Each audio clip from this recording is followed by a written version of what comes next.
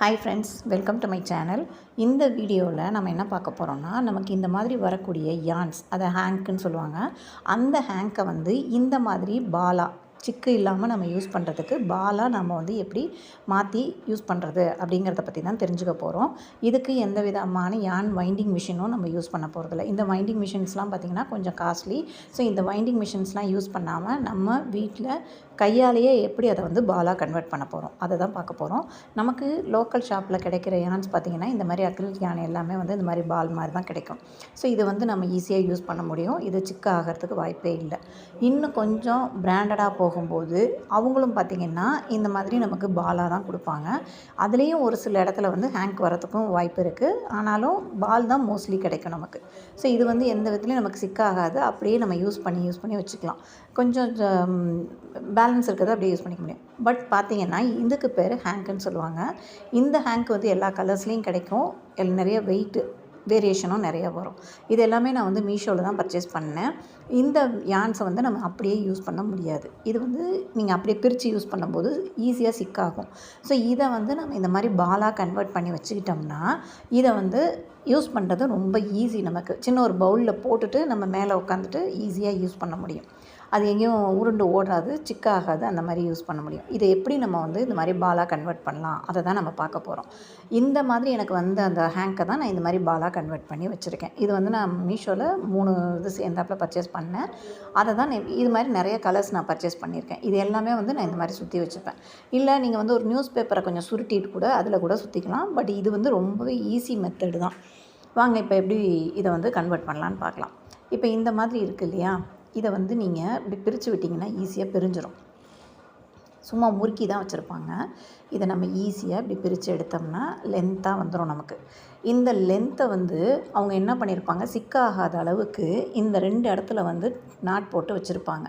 அந்த நாட் நமக்கு விசிபிளாக தெரியணுங்கிறதுக்காக இன்னொரு கலர் ஆட் பண்ணி, இப்போ இது ஒயிட்டுங்கிறதுனால லைட்டாக ஒரு பிளாக் கலர் த்ரெட்டையும் சேர்த்து ஆட் பண்ணி வச்சுருக்காங்க.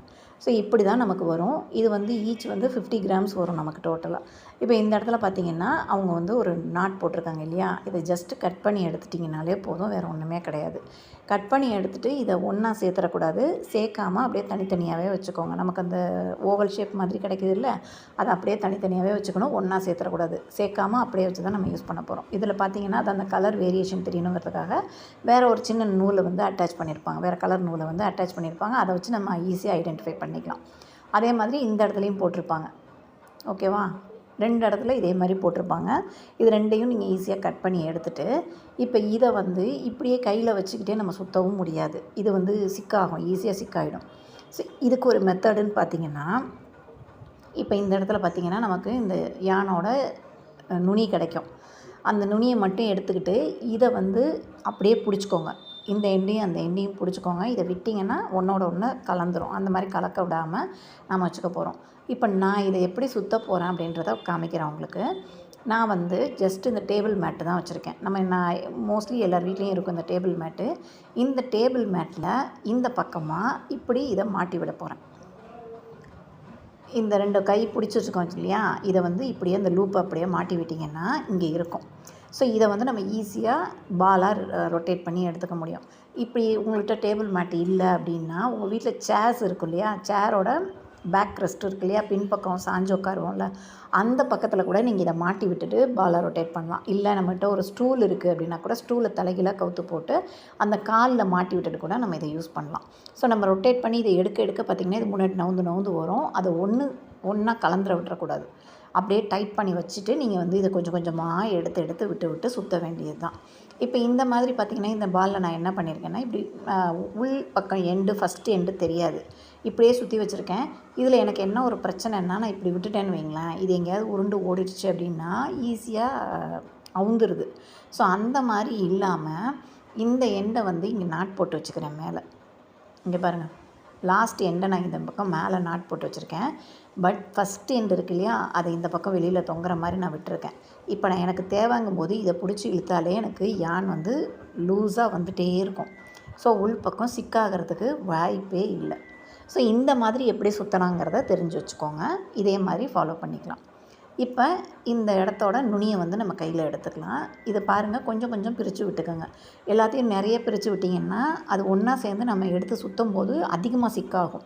அந்த மாதிரிலாம் இல்லாமல் சும்மா ஒரு 4-5 லேயர் மட்டும் பிரித்து விடுங்க. அதுக்கப்புறம் வந்து அதை சுற்றிட்டு அதுக்கப்புறம் பிரித்து விடுங்க. ஸோ இதை வந்து நீங்கள் ஒரு டேபிள் மேட்டில் மாட்டிக்கலாம், இல்லை சேரில் மாட்டிக்கலாம். உங்களுக்கு என்ன வசதியாக இருக்கோ அந்த மாதிரி மாட்டிக்கோங்க. இப்போ இந்த ஒரு நுனியை நான் கையில் எடுத்துக்கிறேன். எடுத்துகிட்டு இப்படி இந்த மாதிரி 4 விரல் மேலே போட்டுடலாம். இந்த 3 விரலை இந்த அழுத்தி பிடிச்சிக்கோங்க அந்த நுனியை. இப்போ இந்த ஆள்காட்டி விரல் அந்த கட்டை விரலில் இப்படி 8 மாதிரி நம்ம சுற்றிட்டே வரணும். ஒரு 7 to 8 டைம்ஸ் மட்டும் சுற்றுங்களேன். இப்படி கொஞ்சம் தூரத்துக்கு இந்த மாதிரி சுற்றிக்கிறேன் நான். அந்த நுனியை வந்து விட்டுறக்கூடாது. நம்ம கையில் 3 விரலில் அழுத்தி பிடிச்சதை விடாமல் இதை மட்டும் அப்படியே சுற்றிட்டு, இப்போ இந்த 2 போர்ஷனையும் இப்படி எடுத்துட்டு அந்த நுனியை கையிலேயே வச்சுக்கோங்க. இதுக்கு மேலே இப்படியே மாற்றி மாற்றி ரொட்டேட் பண்ணிக்கிட்டே வர வேண்டியதான். ஒரு 6-7 சுற்றிட்டு சைடை மாற்றிக்கோங்க. கவனம், கீழே நீங்கள் இழுத்து விட்டுருக்க நூல் வந்து சிக்காயிடக்கூடாது. அதில் கொஞ்சம் கவனமாக இருக்கணும் நம்ம. அந்த கவனத்தோடு இது அப்படியே பால் மாதிரி, சின்ன சின்ன பால் மாதிரி அப்படியே நீங்கள் ரொட்டேட் பண்ணிட்டே வர வேண்டியதான். இதை பிடிச்சி இழுத்தோம்னா நமக்கு வந்து ஃபுல்லாக உள்ளே இருக்கிறதெல்லாம் வந்துடும். ஸோ அந்த த்ரெட்டை விட்டுட்டு இப்படி கொஞ்சம் கொஞ்சமாக ரொட்டேட் பண்ணிக்கிட்டே வாங்க. ஓகேவா? இப்போ இழுத்து பார்த்தீங்கன்னாலே உங்களுக்கு தெரியும், அது உள்பக்கம் இருக்கிற நூல் வந்து வர ஆரம்பிக்கும் கொஞ்சம் கொஞ்சமாக. நான் ஒரு அந்த சுற்றி முடிச்சுட்டு அந்த நூல் எல்லாம் தீர்ந்ததுக்கப்புறம் தான் அடுத்து ஒரு 4 லேயரை எடுத்து விடுறேன். நீங்கள் மொத்தமாக ஒரு 15 லேயருக்கு இந்த மாதிரி எடுத்து விட்டுட்டிங்கன்னா நீங்கள் எடுத்து சுற்றும்போது கண்டிப்பாக சிக்காகும். அந்த மாதிரி பண்ணிடாதீங்க. அப்புறம் அந்த சிக்கெடுக்கிறது நமக்கு டைம் வேஸ்ட் ஆகிடும். இப்போ நான் பாருங்கள், ஒரு பாதி அளவுக்கு சுற்றிட்டேன். இந்த மாதிரி பாதி அளவுக்கு இந்த யானை வந்து எடுத்து சுற்றிட்டேன். இப்போ ஒரு 4-5 லேயரை எடுத்து விடுறேன். திரும்ப சுற்ற போகிறேன். இப்படியே நீங்கள் சுற்றி எடுக்கும்போது பார்த்திங்கன்னா உங்களுக்கு ரொம்ப ஈஸியாக இருக்கும். இது இந்த மாதிரி பண்ணி வச்சுக்கிட்டிங்கன்னா. ஓகேவா? இப்போ இதில் சுற்றிக்க வேண்டியதான் நம்ம.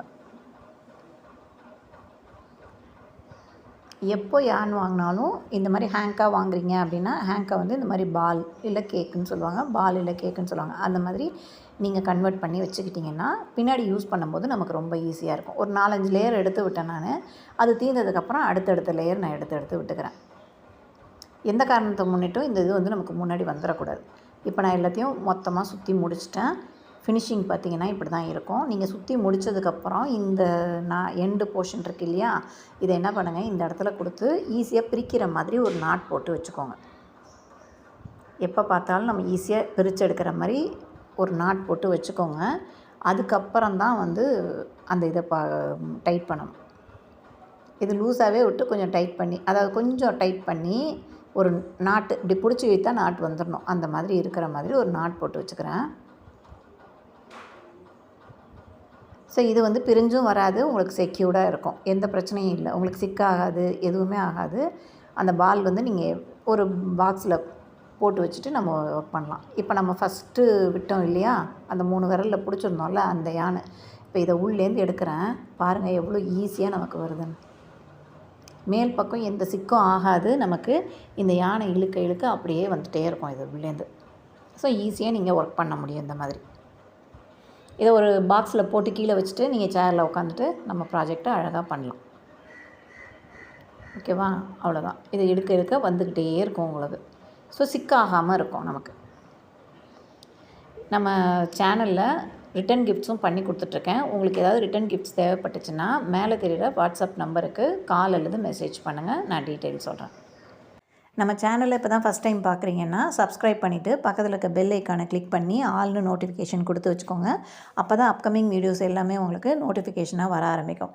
நம்ம சேனலில் க்ரோஷே அண்ட் அமிகுருமி ஒர்க் ஷாப்ஸ் வந்து கண்டக்ட் பண்ணலான்னு இருக்கேன். அதை பற்றின டீட்டெயில்ஸ் வந்து நாளைக்கு வீடியோவாக போடுறேன். அதை பார்த்துட்டு நீங்கள் வந்து உங்களோட கருத்துக்களை சொல்லுங்கள். நெக்ஸ்ட் வீடியோவில் பார்க்கலாம். தேங்க்ஸ் ஃபார் வாட்சிங்.